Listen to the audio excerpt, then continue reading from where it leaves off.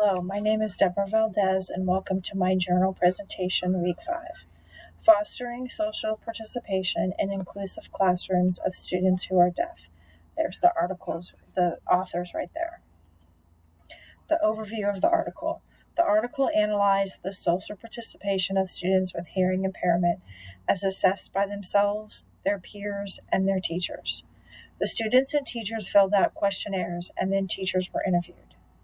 The study evaluated 4 sub-themes that constitute social participation: having friendship and relationships, having interactions and contacts, being accepted by classmates, and the self-perception of the students' social participation. This study included students from 3 7th grade inclusive classrooms in Austria, along with their teachers, took part in this study. All 3 classrooms had a full-time general education and a special education teacher. The author's perspective. For students with hearing impairment, social participation with peers can be difficult due to frequently occurring communication problems, but the hearing impaired students reported positive experiences with peers.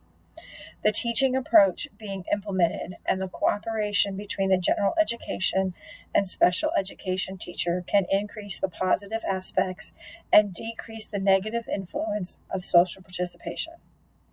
The social participation of some students with hearing impairment was very similar or even higher when compared to their hearing peers, so small differences found between the groups should not be overinterpreted. My reaction. Some students overestimate their social participation and underestimate their peer problems, especially as 7th graders. We all know that junior high and 7th grade can be a time where peers and social interactions is tough, so that would be true of hearing impaired students as well. Also, they found out that teachers were not always a good objective view of their students' participation in the social process. Therefore, it was difficult to estimate the real social participation of these students.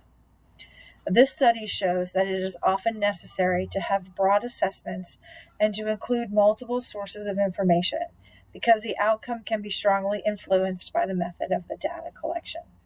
In this article, when the teachers were given quantitative questions, they rated their social interaction of their hearing impaired students less than when they were interviewed. When they were interviewed, they tended to subjectively have comments that were implying that there was not as much that there was more social participation, and that it wasn't as stunted. Students with social and emotional disorders especially seem to be a higher risk for low social participation orders. The students who were having behavior issues or were having emotional regulation disorders were also the ones that were having more trouble communicating and interacting with their peers. Implications to practice. Teachers should be role models for how to interact with students with hearing impairment by not emphasizing the perceived deficit. The role of the special education teacher is important as well. Creating an inclusive classroom involves students being accepted and being respectful of diversity. An inclusive classroom should also foster communication among students. This might mean that they need to be taught how to communicate with each other.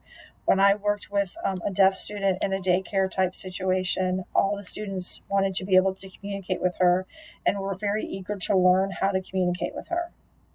Inclusion and social participation must be valued, taught, and modeled by everybody who is involved in the educational process, without considering if a student has a disability or not. There's my article reference. Thank you. Have a great time.